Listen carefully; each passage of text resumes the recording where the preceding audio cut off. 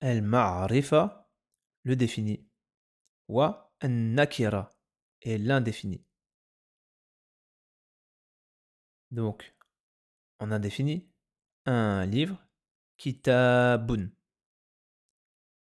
On se rappelle un pour dire un. Kitabun.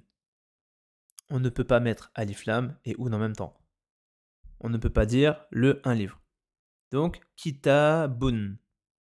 Là, il est indéfini. Un livre. En arabe, il est possible de définir un nom de deux façons.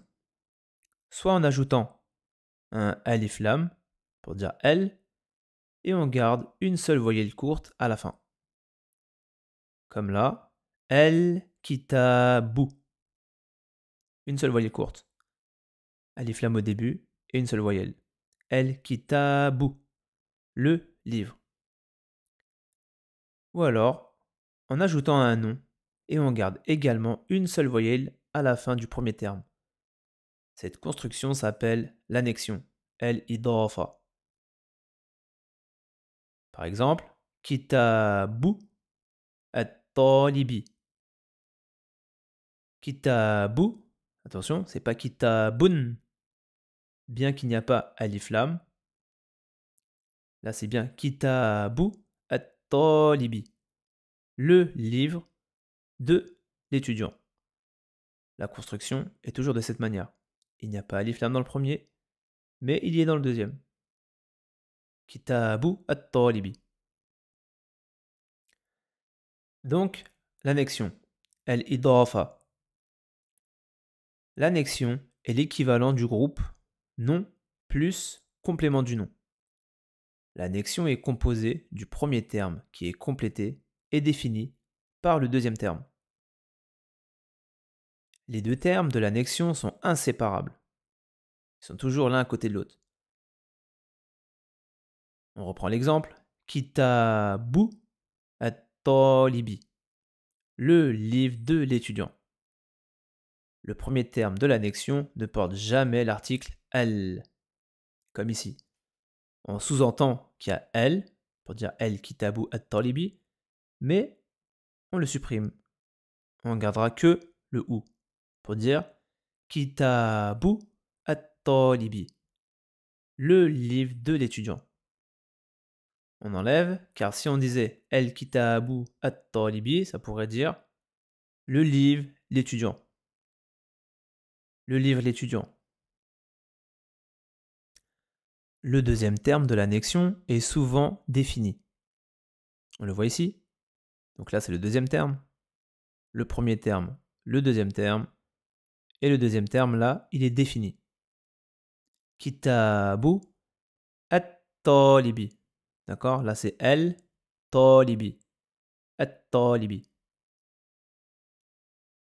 Le deuxième terme de l'annexion est toujours au cas indirect. Donc, on a vu ici, kitabu at-talibi. I. Cas indirect.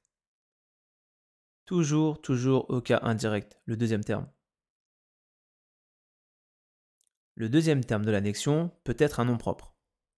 Kitabu Muhammad. Le livre de Muhammad. Si le premier terme de l'annexion porte une tarmabuta, la tarmabuta sera prononcée, même si on choisit de ne pas prononcer les voyelles finales. Par exemple ici, tawila. Donc là on ne prononce pas. On se rappelle, avant de tarmabuta, la lettre qui précède porte un fatha. Ça fait tawila. Tawila. Donc c'est le mot table.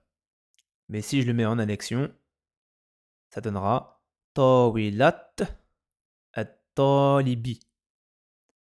Tawilat at-talibi. Si le deuxième terme n'est pas défini par l'article el, l'ensemble de l'annexion sera indéfini. On se rappelle, quand on met el, c'est pour qu'il soit défini.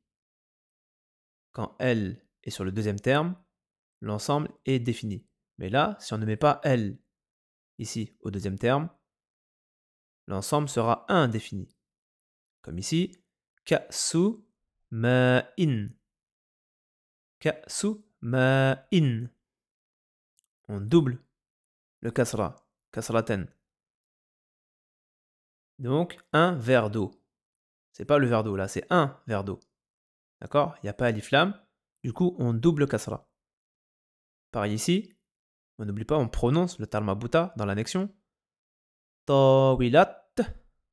Talibin. Ici, plus haut, c'était tawilat at-talibi. Et là, on va enlever un alif lam et on va doubler le kasra. Du coup, je reviens en bas. Tawilat talibin. Une table d'étudiants.